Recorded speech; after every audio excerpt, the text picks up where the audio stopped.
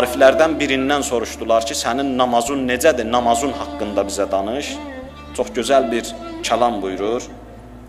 Arif buyurur ki, namaz vaxtı çatanda mən gəlirəm dəstəmaz alıram. Səhih, düzgün, kamil surətdə. Namaz vaxtı çatdı, otururam o ibadət etdiyim, namaz qılacağım yerdə. Çatan kimi başlamıram, biraz otururam. Ta bədən üzvlərim rahatlaşsın. Aram olsun.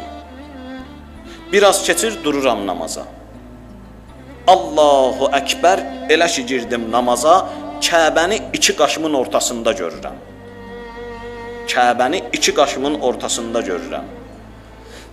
Cəhənnəmdən cənnətə keçən Sirat körpüsünü də ayaqlarımın altında hiss eləyirəm. O yerdəki dayanmışam, namaz qılanda. Sanki Sirat körpüsündə dayanmışam, o cür hiss eləyirəm özümü.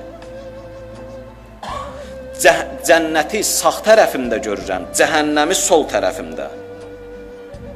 Elə təsəvvür eləyirəm, ölüm mələyi Cənab-ı Əzrail dayanıb mənim arxamda, elə namazımı qutarcağım mənim canımı yalacaq. Elə fikirləşirəm ki, bu namaz mənim axırıncı namazımdır. Da ya cənnət ya cəhənnəm.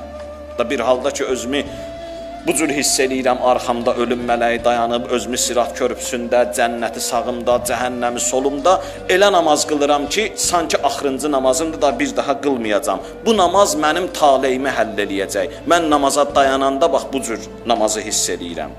Qorxu ilə ümid arasında qalmışam, ümid eləyirəm, cənnətə getməyə qorxuram cəhənnəmdən. Görəsən bu axırıncı qıldığım namaz məni hara aparacaq? Ümidlə qorxu arasında qalmışam və beləcə namazımı qılıb qutarıram. Qulaq asanlar baxır, fikirləşir ki, vay, kaş elə o namazdan bir dəfə də mənə qismət olaydı, mən belə namaz qılaydım. Amma sözün qəribəliyi bilirsiniz hardadır?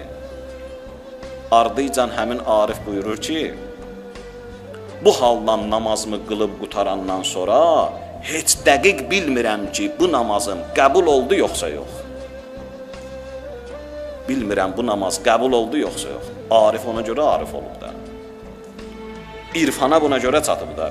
Bizə bu namazın yarısı qədər hal gəlsə, 100% bileti qatlayıb qoyacaq cibimizə, qutardı. Elə aparsa bu namazla getdim cənnətə. Bu namaz 100% qəbuldur.